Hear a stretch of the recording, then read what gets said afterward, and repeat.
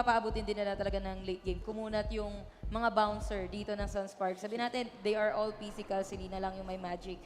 Pero late game, magiging threat talaga yung line-up ng SUNSPARKS sa BREN. But BREN, steady lang yung galaw nila, and steady lang yung push nila. Hindi nila hinayaan na mag-fall off sila in terms of the farming, which is naging effective yung Granger nila. And Kimi, hindi napabayaan para sa side ng BREN.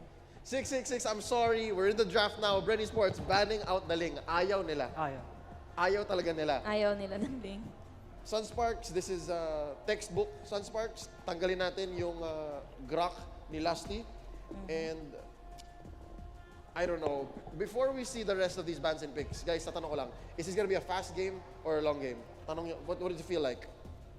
Kasi we know now that BREN Esports and SUNSPARKS are capable of very fast finishes and they can also make it, you know, pinapasarap din nila, matagal. But what do you think Game 3 is gonna look like? Ang hirap sabihin unless makita natin yung draft, pero this is going to be semi-matagal. Feeling mo, they'll draw it out kasi maglalaban nila to. Pero hindi naman yung totaling sobrang tagal. Depende pa rin sa lineup. Huwag naman sa anong 47 minutes, parang well, that's exciting. from the MSC. That's exciting if so. All right, second phase of banning here, second bans, I'm sorry. Diggy and Kimi taken out of the equation by BREN Esports and SUNSPARKS respectively. First pick, Kufra, on the side of BREN Esports. 6, mukhang ito yung foundation nila. 2 games na nanalo yung Kufra continuously with Kimi. Kaso naban yung Kimi. So possible Kimi ang susunod dito para sa BREN. Naban yung Kimi. Oh, right, sorry. Naban pala yung Kimi. So they'll get the next best thing na lang, no? Hanap sila. Granger still up for BREN. SUNSPARKS now picking up 2 of our hottest heroes in the meta. Selena and Farsa. Tinatanong natin kanina, ban yan for sure. And we were sure. But now, it looks like BREN is gambling. Well, dalawa lang yan eh. It's either ban sila or kasama sila sa pick. Kasi these two heroes, maganda din naman talaga si Lina giving out position or giving out vision or sabi nga natin sa rankings, wards, which is usually hindi naman talaga nag-exist sa ML unless may Selena ka na naglalagay ka doon ng mga trap. And you have Parsa na kapag nag-level 4 na pwede ka, literal na mag-rotate ka, literal na roronda ka sa mapa kasi ibon ka eh. And then, ang lakas na, kahit sabihin natin, binawasan yung feathered airstrike ng damage, as long as the stun is there kay Parsa, kapag na-combo ka and wala kang masyadong item, patay ka pa din. Patay ka pa din and sabihin natin, hindi lang si Parsa yung mag-isa. So, there are 2 or 3 sa members nila. Yeah. Well, let me just add to the long list of good things about Farsa. Yes. Feathered airstrike can also help with clearing minions. Yeah, and at a very safe range. And, apakabilis lang ng cooldown ng Parsa. SUNSPARKS now, their last pick for this phase would be the carry. Pero pansinin natin yung BREN Esports dito, binabalik nila yung Uranus. And of course, the debut of Carmilla in the regular season. 6, why Carmilla? The 100% sure stun of Camila. No need to talk. Parang yung confirmed, no? Like Hylos. Hylos has a confirmed stun also. Na hindi skill shot. Yep. So that's a good pickup right there. Second phase of banning naman, it's gonna be BREN Esports respecting Kilowash's show. SUNSPARKS, they're like, Carl TZ, huwag ka na mag-upload. That's good. We don't want to see that anymore. Second phase of picks, Tigreal. Is Tigreal viable here, 6? Because of the 3 melee, I think it's possible. Possible. I know some teams like SGD, the Dragons, sila gumagamit sila ng Tigreal. Linalabas nila yan. But here in this matchup, mukhang hindi pa oras ni Tigreal. Xborg picked up by the boys in black and the blue. BREN Esports now, mukhang sila naman ang nagpapakita, kami rin kaya rin namin mag-Tams and Hayabusa. Do you support this, Yas? Well, BREN Esports mukhang hindi pa sila sigurado sa lineup nila. They could go for Cho, they could go for Bruno pala. Or Hayabusa, as long as a hero that is late game kasi wala pa silang secured late game. Para sa side ng BREN Esports, you could go for Hayabusa kung gusto mong makapag-split push, mas mataas yung mobility niya, and mabibwisit mo pa dito yung SUNSPARKS kasi kung mahihirapan silang hulihin dito yung SUNSPARKS, again, wala pang panghuli dito. Right now, yung SUNSPARKS, and you asked earlier kung maganda ba yung Tigreal pick. well, medyo gasgas, pero maganda siyang i-combo kay Parsa as well as the Export kung makakapasok ka ng magandang implosion. Kaso they will pick Akaja instead. So, Kaja last pick for SUNSPARKS and BREN eSports. Ito na yung lineup nila. Kung last game naka 2 marksman sila, mukhang utang yon from this game. They're not picking up any solid marksmen, no hard carries, kumbaga. Kasi they're putting all their eggs in the Hayabusa basket, kumbaga. So now looking at these two lineups, mukhang nag-switch roles sila from last game. Ito na agad. Bakit kaya hindi na lang playoffs to? Para Oo nga. tanggalan na. Pwede naman. Pwede naman. At nandito tayo ngayon para sa game number 3 Let's go! of this Best of 3 series, week 1, day 1 ng regular season ng MPL Season 5, Manjin and Wolf. Hashtag the connection for yeah. The debut of Carmilla Oo nga. sa ating season na naka-flame shot. And again, gamit na naman ni Mr. Pew, ang idol ng mga kids. Idol ng mga kids. Eto The classic. na naman. Oo. Nandito na. At Nandi- kung nagtataka kayo, Oh. paano ba laruin Oh. ang Carmilla? What? Abangan nyo ang idol ng mga kids. Idol Flame shot. talaga ng mga kids. 3 points para dito kay Pew. Nakuha niya dito ang red at mukhang makakabawi pa sila dito as Greed will fall down sa kamay ng BREN eSports. First blood, samahan mo pa nung Fiend red buff. Oh, alam mo, Banjin, and to all of the viewers, you watching right now, Ooh. JP, makakabulin, hindi na nilabutan. Well, anyways, going back to what I was trying to say earlier, hindi lang mga gold medalists ang nakuha ng BREN eSports habang kinuha dito si Kokon. Bayan, ayaw nila patapusin. Hindi lang Southeast Asia gold medalist nakuha ng BREN eSports. Oo. Nakuha na nila ang isa sa mga pinakamalulupit na coaches sa Southeast Asia, si Coach Ducky. And this draft para sa BREN eSports, very interesting. Makikita natin ibang flavor. Yeah. Ang kanilang gagawin ngayon, all-out sustain. Makikita natin yung Carmilla and Uranus, almost the same yung kanilang ginagawang... Parehas Parehas lumalapit eh. Oh, ayan na may... Ay, tinamaan ng pana. Okay. Naku po, isa, dalawa. Tingnan natin. Op, pinagsasapak-sapak pero ayun ang problema. May pakpak. May pakpak. May pakpak. Kapag ang tao may Uy! pakpak. Uy, oh, sinunog. Naku po! Sinunog. Alam mo, Kuya Wolf, na isusulat yan. Ang mga witch, sinusunog. Tama naman, Diba? tama naman. Yan ang nangyari. Tinutugis ngayon si Greed. Level 2 pa nga lang on this arena. Not Greedy. likely to survive. Oh! Uy, nasunog na rin.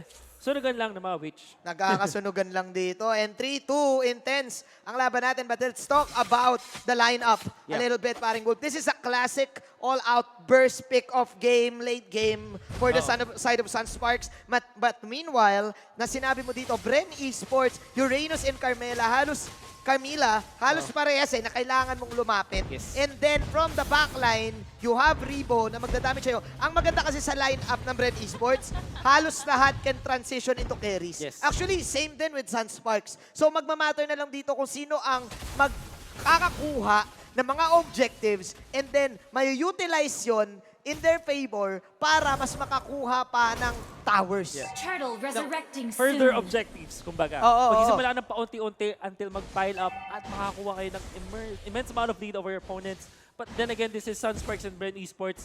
Parehas naman matindi ang objective taking ng parehas sa teams. I mean, yung mindset nila on how they approach the game. So, Yeah. it will not be easy. The start. Si Oh! Rico may hatak pang kasama at kasunod. Namatay dito yung Valier. Sabay SUNSPARKS out agad. Diba? Disiplinadong SS para dito sa side ng SUNSPARKS. I just want to take note dito, paring Word, yung priority ng BREN eSports dito kay paring Lito. But before I say Si this, Tolitz. si Tolitz, si Lito Wanderer, what it gives you, paring Wolf, is the sustain in the lane kasi it heals up the minions. Yeah. So with the Carmilla din, halos sa lahat ng games, BREN ang nakakakuha nun eh. Kapag lamang kayo sa lane in terms of healing the minions, pwede kayong mag-rotate. Yeah. At laging BREN ang nagdidikta ng mapa. Yeah. Laging BREN ang nagdidikta ng ganks. So, one thing that we can say ngayon is if you're looking for good drafts, look for teams like this. BREN eSports and SUNSPARKS. BREN eSports with Coach Ducky. Nakita natin si Kill. BJ nga lang dito. There's gonna be a kill. Kasama na rin yung Turtle. Parsa goes down. Samantala may Hayabusa with a shadow kill. Nice timing and Greed. May flame shot lang po. Apoy sa apoy. Grabe, yun ang ang maganda ngayon sa flame shot. Parang lahat ngayon may chance ng lumas hit eh. Oo. Dahil sa flame shot na yun, but Divine Judgment will get that revenge kill. Ito si Carl TZ magka-quad shadow out. First tower of the game will go to BREN eSports. Meanwhile, Coco is just pressuring up the top lane. Farsa using the feathered airstrike, pambugaw lang. Medyo gusto kong balikan yung sinasabi mo sa meta ngayon kung bakit laging pinipili yung flame shot. In my own understanding, ang gusto ko sa flame shot is it's like execute and retribution na iisa lang. From afar. From malayo. Kasi retribution, maganda siya pang lasit Yes. ng minions na creeps Yes. sa jungle, right? And execute naman pang lasit ng heroes. Flame Yes. shot can do both of that. Pwede siyang pang lasit from long distance na tumatama sa hero at sa jungle creep. Para ka may ultimate ni Kimi. Para kami ultimate ni Para- Kimi. Basically, 25 seconds ang Yes. 35 seconds ang cooldown pag normal. And bumaba siya 25 under Yes. the right conditions. Plus, ang maganda pa kasi dito, paring Wolf, sa sobrang pro ng mga players natin, nararamdaman kasi nila pag pulado na eh. Ay, oo. Tapos, yung flame shot, kahit wag mo i-target yan eh, kahit Yeah. isang pinstut ka lang, pwedeng auto-target ka na. Exactly. Kaya Yo. gamit na gamit ang flame shot ngayon. At saktong-sakto kayo man. Uy, grabe yun sa ibang yan game. lang. Naglaro sa ibang umabot game. siya game 3. Oh, game, game three. game 4, Oh, game game 4. Game 4 na ako. Game Sa 4 na ako. Oh, punta na ako game 4. Sabi ni Kel BJ, tara, next game. Next game na tayo. Oo. Pero ito, si Lasty, naghahunting na naman aggressiveness mula sa BREN eSports. We know that their draft can do this. They have so much early game damage courtesy of their Carmilla, courtesy of their Valier. Yes. And syempre, mataas yung sustain nila. At ang dami nilang mga talon. Nakita mo dito. Yung Oh, Cobra, my. Kiluwas, Turtle Export, resurrecting wala nang soon. piraga. At mamamatong man Mega ang mega kill para sa Valier. I like the decision coming from Bren dito. I like Fuse playing ni Carmilla dito, just sustaining the lane. And what's happening here, Wolf, I'm not really sure hindi ko pa kasi ito nakikita, baka makita natin mamaya. After the ultimate of Carmilla, papasok ba yung quad, yung shadow kill sa tatlo? Nako, parang hindi na yata.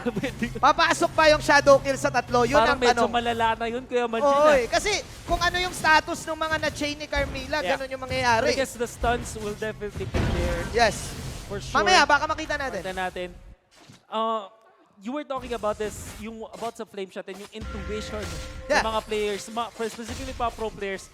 Sobrang dami nang nilalaro mga games, kabisado nila yung mga movements ng kalaban. So it's gonna be up to them how to like outwit their opponents. Yeah, Ito definitely. na yung hindi mo na kailangan ng map hack. Yeah. Kasi sa utak mo pa lang may map hack ka na. Matik, alam mo na kagad, kaya sasabihin ka pa ng mapa kahit hindi naman talaga. Pero may clash na nangyayari. Feather airstrike, shut down. Kaya BJ, ginagawa niya yung best niya para makabook dito. Lasty, that is the ultimate. Pero killing spree para dito kay Carly. Pero nandito pa rin si Carl Tizzy. Ayun na nga!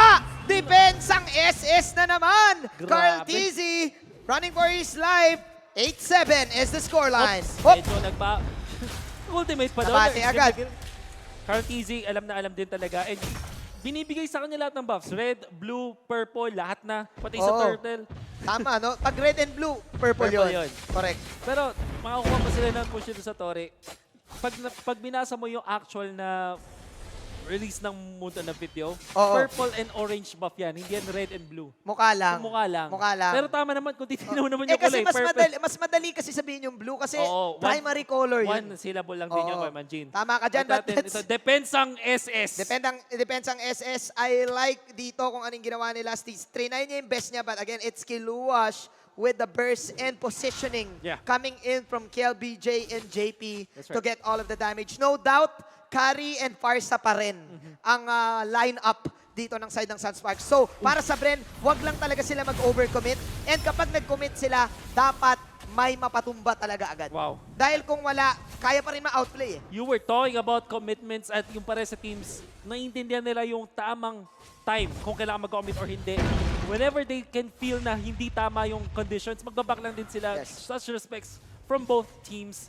But we can see BREN eSports pulling away in terms of economy dahil nasa kanila yung mga tore. Definitely. 5 ang napatuman nila, isa Turtle pa lang para sa resurrecting SUNSPARKS. soon. But I think makakakita na naman tayo dito ng malas Coco Sanity na play dahil, Wolf, basing on my knowledge, wala kang pantapat dito sa isang Uranus. Yes, JP, may damage si JP, may damage si Kia BJ, pero wala yung Cho kanina Yeah. nung game number 1. Sinong itatapat mo ngayon? Si Leyna? Itatapat mo ngayon si Kiluwash as the X-Borg, pero kailangan nila yung last insanity. That's right. Doon malilito ang SUNSPARKS. Nako po, si KLBJ makukuha na agad dito ng SUNSPARKS. It's gonna be the first kill. Pero may Valier nakapalit. Kiluwas nga lang. Tatanggap ng shadow kill. That's gonna be 2 for 2 so far. Medyo may naipit dito. Si Coco, hahabulin ba? Di Mukhang kulang pa sila ng damage.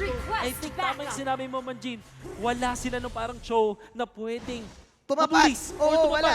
Yeah, kasi yung Esport, kailangan nila yung last insanity sa clash eh. Kailangan nila yung control ng fire stakes. At ngayon, si Coco ang napipresyo ngayon. Look at the damage of the arrow. Halos wala lang. Wala. Para dito kay paring Grid. So, si Coco ngayon, yung parang nagiging X-factor for BREN Esports to, even though matalo ang BREN Esports sa 4-on-5 clash, Coco can just pressure up the map. Alam mo naman, pag talagang Coco pangalan mo, mahirap kang mamatay. Iba talaga eh, alam mo naman. Ang tagal mong mamatay Ang tagal talaga. hindi ka naman tatawagin Coco kung hindi ka malupit eh. Feeling ko season 6 pa mamamatay. O pwede eh. Alam mo naman si Coco, sabi ni Coco, alam nyo, nag-SEA Games na kayo lahat-lahat.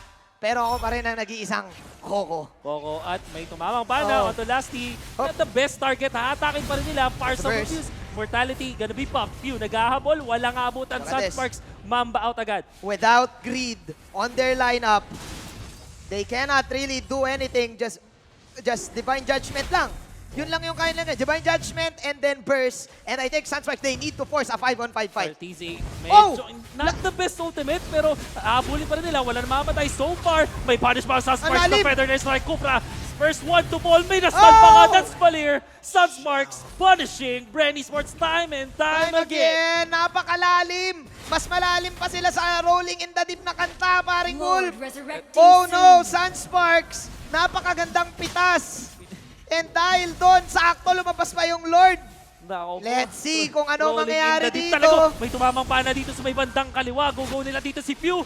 They do have the damage this time. Tatlo. Laban sa Ako isa. na dyan. Feather Strike ng kasama. Carmilla is down. Oh, pero last insanity. Pero tignan natin. Ako, napakasakit! Ooh. Kuya Eddie, the way of the ninja! Carl Dizzy! Pero eto na naman, Coco Sanity once again, ang nag-iisa, ang natatangi, Coco Uranus! It's Coco! Time na! Coco Mania! Coco Mania! Coco Mania is running wild! Yan ang big shot! 3 points mula kay Kuya Rimo! Alam mo talaga, Kuya Wolf, sa mundo ng MPL, kung gusto mo makapanood ng mga explosive at mga dramatic games, kailangan kasama si Coco dyan. Kasama din si Ribo. Kasama din si Ribo. Silang dalawa. Pag pinag-tag team yan, sabi nila, kayo mga dati namin teammates, ganito kasi mga dramatic Ganito kasi finishes. Ganito yun. Ganito kasi tunay lang kwento. Ito Oo. yung gusto ng mga tao, Reflection. Sabi kasi ni Coco, hindi lang naman ako puro Claude, marunong din ako mag-Uranus. Let's Oo go! Oh my Sabi ni God. Ribo, ang kulit mo dyan, Coco. Ako Ang kulit mo dyan, Coco. nakatatapos. Ako na ang tatapos. In 3 points. Iba talaga si Kuya Cox. Okay. Pero mas matindi si Kuya Ribo. Siya yung closer, siya yung doctor dito. Oh. Pero si Barca, will fall Lasty ang kapalit. Ang carry medyo makati pa rin lumalaban dito. Nakita Oh! nakita dito yung Si Winter Carmilla. Dungeon. Si Carmilla, pero si Coco na naman. Coco Ribo. Coco Ribo, the Coco Ribo Show is in town. And Wolf, nagme-make sense eh. Carmilla and actually the Uranus is a great counter to the Divine Judgment. Bakit? Kapag napuno yung flowers ni Carmilla dito, habang hinihila mo siya, nila-lifestealan ka rin niya. So wawits din yung burst damage nyo. Kinukuhaan ka rin niya ng resistance. That's one thing you have to take note. And maganda sana dito para sa SUNSPARKS is meron silang true damage gamit yung carry. Kaso medyo bababad ka muna sa harap and hindi mo pwedeng gawin yun. Merong Hayabusa bigla dyan, merong Valir agad. Iba So na. even when you have the damage at the JP, ang nakakatakot dito is kailangan niyang tumagal sa laban. Oo. Ay, na-Q. It is 13 Grabe. minutes in. Ang intense ng laban natin dito. Item check. Coco. Tamang swag na, tamang lakad lang. Pag pindot mo ng first kill, lakad-lakad ka lang bilang Uranus. Grabe. Sulit ka na. 9K gold. Oh my. Madami naman pinipindot. Kuya Oo Matthew. naman, marami Pero, naman. Pre, ano ka lang, kumbaga, they see me roll Swag ka that lang, they hated. oo. Simple swag ka lang. Simple swag. Kumbaga, walking tall lang si Coco dito. Sabi ni Coco, matagal ako nagpahinga. Pero ito na. Ito na. This is it. Ganito na ang laruan ko ngayon. Oo. Manood kayo ng stream ko. Panood kayo ng stream ko. Like and share. Ganito mag-Uranus, guys. Grabe. And wala talagang tatapat eh. There's no... Carry lang ang nagiging option dito ng side ng SUNSPARKS to get this Uranus. Yeah. But yung carry, kailangan din sa mga team fights. Kasi without carry, wala kayong damage. Yep. Ito na yung problema ngayon ng SUNSPARKS. How will they defend against BREN Esports? Mukhang i-overfit nila itong top lane turret. And indeed, it will happen. That much control para sa SUNSPARKS. Ang hirap ng depensa to. Ang unat ng BREN.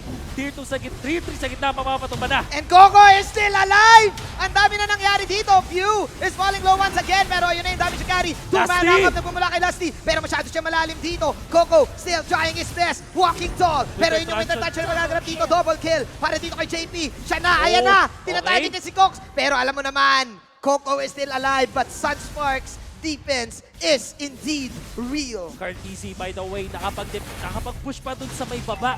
Habang nangyayaring gulo dun sa may bandang gitna, nakakuha po siya ng pangatlong turret. Para sa BREN Esports, again, SUNSPARKS finding themselves without turrets anymore. I think this is BREN Esports going too deep talaga sa mga situations, underestimating the crowd controls, the damage na merong ginagawa ang side ng SUNSPARKS. Again, time and time, paring Wolf, SUNSPARKS, hindi rin sila papayag ng easy basket. Yeah. Para sa mga kalaban, marami na silang games na kagaya nito, mga tight situations. So they know the discipline kung kailan papasok, kailan magdi-defend. Yeah. Ang problema nga lang, Manjin, isa lang yung kanila nakuha Torre as compared to 9 turrets na nakuha ng BREN Esports. So, Napakalayo. even after defending, feeling ko kailangan pang matalo ng BREN Esports ng 2 or 3 times kasi ang layo pa nung hahabulin dito ng SUNSPARKS. Napakalayo talaga. 17 to 16. And again, si Pew kasi, ang tagal din nila mapatumba eh. Because of the sustain plus Carl TZ is there para manggulo. Because of the quad shadow, SUNSPARKS, magdadasal pa sila dito ng napakarami para lang makuha yung damage na gusto nila. And what they need to do is to protect JP at all cost. Dahil si JP lang ang nakakuha ng damage dito. That's right. For sure, setups all the way for other people. But again, man, ang hirap. Even Coco, kanina pa natin pinopoint out, 1 death pa lang. You have to see JP, 1 death lang. 1 death lang din. Sinasabi mo na kailangan siya protektado. Mukhang protektado naman Manjin. And naman. you can see yung galawan ni JP, only 1 death. Despite SUNSPARKS trailing behind so much. Ito yung isang bagay na kailangan mong i-take note sa mga marksman, one of these. Mga gusto maging masakit marksman, dapat hindi ka mamatay agad-agad. Definitely. At hindi nila nagiging problema dito yung last insanity. Kasi makukunat sila. Si Ribo lang ang pwedeng ma-burst ng last insanity dito with the combo of the feathered airstrike. Lord, But resurrecting everyone, soon. even Carl TZ can dodge out all of the damage.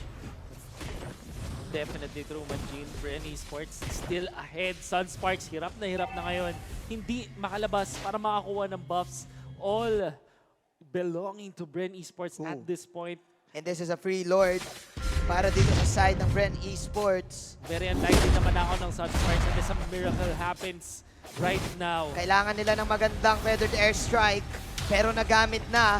Raflesha, half health na rin. Hayabusa, Justrea, ay nako, yun na. May na-knock up na. Tignan natin si JP dito. Numanormal lang sa pinagilid. Lasty, siya ang unang mawala. Last insanity, nako. Si Kiluwas, ginulo niya yung Lord, pre. Nako Pero po. napatay dito si Paring Selena. 1-1 situation. That is great na nawala dito. Feather strike from KLBJ. Coco, mamatay kaya siya. Ako po, napa-immortality pa si Paring Pew. Takbo, Pew and Coco, pero napalaban sila. Sustain is real. Grabe. Pagalingan talaga mag-sustain dito. Samantala magdadive na ang BREN Esports. Nararamdaman na nila. They have the minions. They do have the damage. Pero si JP, lalaban pa nga nasa stun ng konti. Si Coco, mabubuhay pa rin. In comes Pew. One and done for this. There's no shutdown. Finally gets a kill. At mukhang ito na. BREN Esports to take the series.